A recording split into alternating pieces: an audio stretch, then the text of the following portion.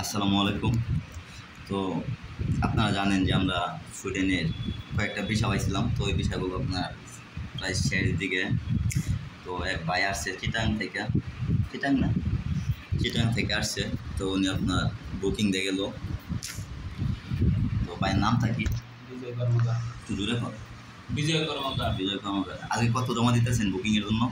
আজকে 20,000 টাকা দিতেছেন। আগামীকাল আগামীকালকে সকাল থেকে 30,000 টাকা দেওয়া হবে। তো কোন দেশের জন্য? সুইডেনের জন্য। কী কাজে?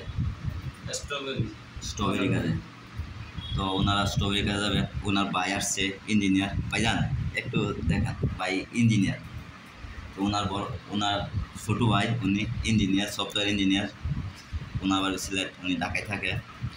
তো সবাই দোয়া করবেন যেন এই কাজটা সাকসেস হয়ে যায়, ওয়ার্ক পারমিটটা যেন তাড়াতাড়ি এসে পড়ে।